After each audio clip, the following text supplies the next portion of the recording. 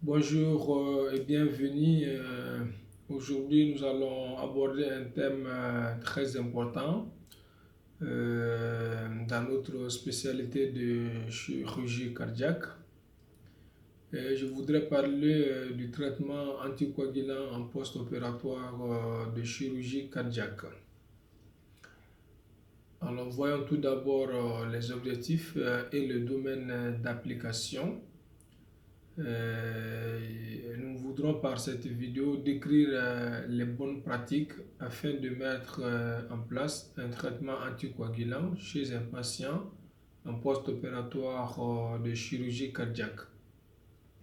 Alors nous allons successivement voir les différentes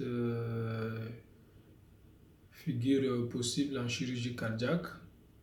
Donc les différents patients qui vont bénéficier plusieurs modalités de traitement en fonction de leur pathologie et du traitement qu'ils ont bénéficié. Alors tout d'abord, voyons les patients qui ont reçu de pontage aorto-coronarien ou des patients qui ont reçu un remplacement valvulaire par bioprothèse ou les patients qui ont bénéficié de plastie mitrale. Il faudrait ajouter à ceci, il faudrait que ces patients soient en rythme sinusal, c'est très important. Pour les patients qu'on opère de pontage ou de remplacement valvulaire par bioprothèse ou de plastie mitrale et qui sont en rythme sinusal, le protocole d'anticoagulation porte sur les éléments suivants. Et ces patients ils doivent bénéficier de l'acétylsalicylate de lysine, sachet 75 mg per os par jour. À ceci, on ajoute l'héparine de bois poids monoculaire, HBPM, le Venox à dose préventive, à la posologie de 4000 unités internationales en sous-cutané, soit 0,4 ml une fois par jour. Dans ce cas, on n'a pas besoin de surveiller l'activité anti-10A. En revanche, il faut surveiller les plaquettes au rythme de 2 fois par semaine. Si HBPM est contre-indiqué, on préfère dans ce cas l'héparine non fractionnée, HNF, à la dose de 5000 unités internationales par 24 heures au pouce seringue électrique ou on donne de la calciparine à la dose de 0,3 ml 2 fois par jour. Ça, c'était le protocole qui concerne les patients qui ont reçu du pontage ou d'un remplacement valvulaire par bioprothèse ou de plastie mitrale et bien sûr qui sont en rythme sinusal. Donc, c'est de l'aspirine, de l'héparine de bois poids monoculaire à dose préventive. Si l'héparine est contre-indiquée, on donne l'héparine non fractionnée à la posologie de 5000 unités internationales par 24 heures. Ensuite, voyons les patients opérés des patients qui ont reçu un remplacement valvulaire par prothèse mécanique. Donc pour ce patient, si le patient a une corpulence et si sa fonction rénale sont normales, pour ce patient, on donne de l'héparine de bois poids monoculaire, en l'occurrence le Venox à dose curative, à la posologie de 0,1 ml pour 10 kg de poids, 2 fois par jour. La première dose, on l'administre à 8 heures et la deuxième à 20 heures. Dans ce cas, on n'a pas besoin de surveiller l'activité anti-10A. Si on est en présence de signes hémorragiques ou d'une insuffisance rénale modérée ou de poids extrêmes, dans ce cas, on dosera l'activité anti-10A 4 heures après la 3e injection. et la cible doit être entre 0,5 et 1. Si l'épargne de bois-poids moléculaire est contre-indiquée, on donnera l'épargne non fractionnée, HNF, à la posologie de 400 à 500 unités internationales kJ.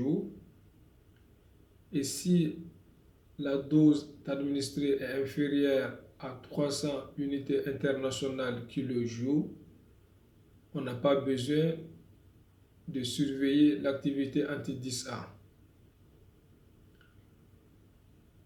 Sinon, pour la dose de 400 à 500 unités internationales kJ, l'activité anti-10A doit être entre 0,3 et 0,6 et elle est contrôlée 4 heures après le changement de dose.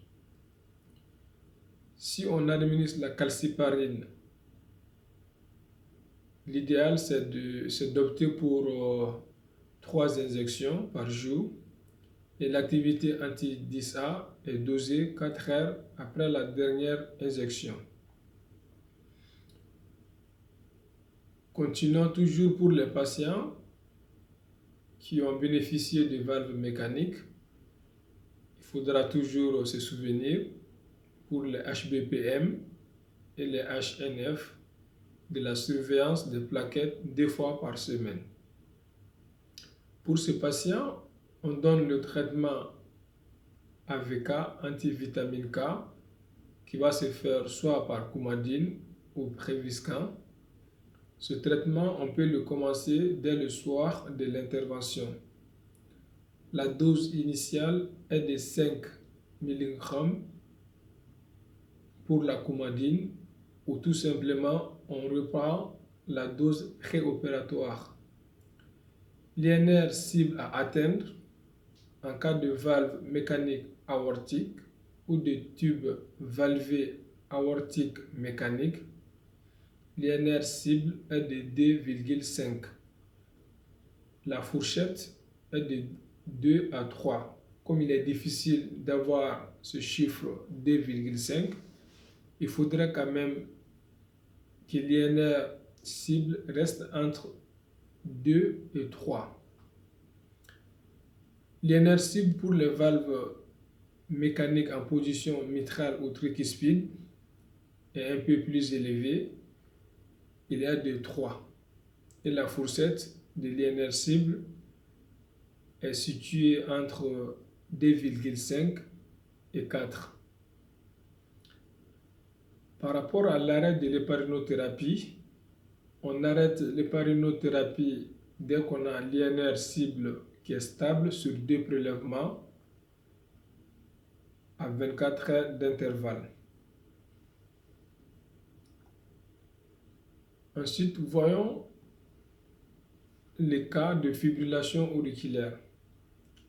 En cas de fibrillation auriculaire chez les patients opérés de cœur, si la corpulence et la fonction rénale du patient sont normales, on donne de l'héparine de bois-poids monoculaire, le Venox, à dose curative, à la posologie de 0,1 ml pour 10 kg de poids, 2 fois par jour.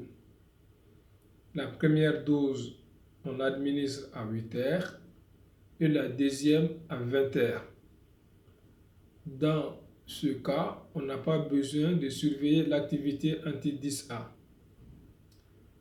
En cas de risque hémorragique ou d'insuffisance rénale modérée ou poids extrême, on surveille l'activité anti-10A 4 heures après la 3e injection. Elle doit être entre 0,5 et 1. Si HBPM est contre-indiqué, on donnera l'héparine non fractionnée, HNF, à la posologie de 400 à 500 unités internationales kJ. Si la dose de l'héparine non fractionnée est inférieure à 300 unités internationales kJ, dans ce cas, on n'a pas besoin de surveiller l'activité anti-10A. Sinon, l'activité anti-10A doit être comprise entre 0,3 et 0,6 en cas de dose curative, c'est-à-dire quand elle est administrée à la posologie de 400 à 500 unités internationales kilo-jour. Et on doit la doser 4 heures après le changement de dose. Si on donne la calciparine, on opte pour 3 injections par jour et on contrôle l'activité anti-10A 4 heures après la dernière injection. Ce qui est très important à retenir, que ce soit l'héparine de bois-poids moléculaire ou l'héparine non fractionnée, il faudrait toujours surveiller le taux de plaquettes 2 fois par semaine.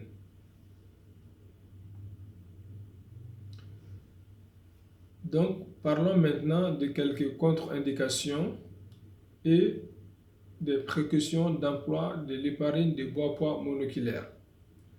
L'héparine de bois-poids moléculaire est formellement contre-indiquée si la clairance de la créatinine est inférieure à 30-40 ml par minute. Par rapport aux précautions, on doit faire attention aux patients âgés, c'est-à-dire des patients de plus de 80 ans, et aux patients qui ont un poids aux deux extrêmes. Les patients qui ont un poids inférieur à 50 kg ou des patients qui ont un poids supérieur à 100 kg. Dans ces cas de figure, il est préférable de prescrire de l'héparine non fractionnée.